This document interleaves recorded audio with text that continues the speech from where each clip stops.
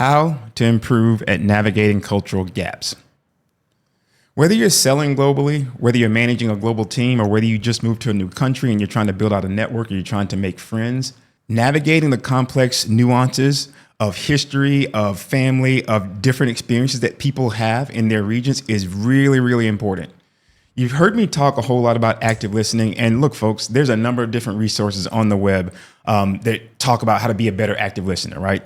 There's a score of YouTube videos. You can put it in Chat GPT. There's even wonderful books and companies that will offer to coach you up in this regard. And I think that these are great things. This is a skill that is the foundation of building great relationships. It's a skill, active listening, that is the foundation of being a better person or being a better partner or being a better executive or being a better employee, right?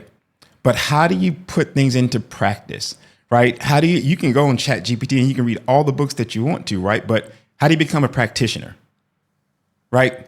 When we start talking the global landscape, deals are complex. Sales cycles can become complex depending on what region that you're working in. The same can be said of people. It's one thing to have a great product and to have a great sales methodology, whether it's MedPick, whatever that is, that works, right? And if you understand your product and you're solving a problem, that's only part of the equation, right? You still have to interact with, engage, and listen to people. The Japanese have a label, right? When you're doing business in different parts of the world, right? Sometimes what a customer or what a person is thinking is not necessarily what they say. And this goes true for any normal social interaction, right? The Japanese have a label called unable to read the air.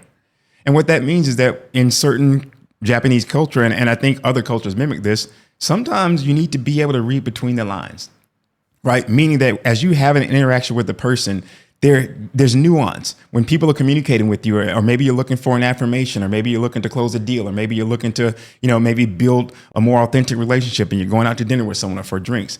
You always need to be able to practice the skill of being able to read between the lines by being an active listener and being very observant. I have a lot of mentees and a lot of folks that are early in career that ask me, okay, well, how do I become better at networking? Or how do I become better at global selling? I remember having drinks with an individual that was early in career that said that she moved out to Asia and she was having a tough time adjusting to the culture, and that she was sending what she thought was these warm and welcome emails and setting up coffee chats, and it wasn't very well received where she was at, right? And so again, there's nuance that goes into how you go about reaching out to folks and how you go about building relationships.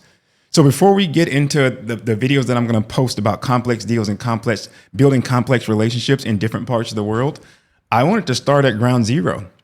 I've been cross-posting on a lot of different platforms, and the engagement has been wonderful, both about my thoughts on different things from professionalism, building networking, or whether it's just being in Asia, right? And ingratiating myself here and meeting new people and understanding the culture and understanding the history. And the comments from locals, especially Singaporeans, have been phenomenal.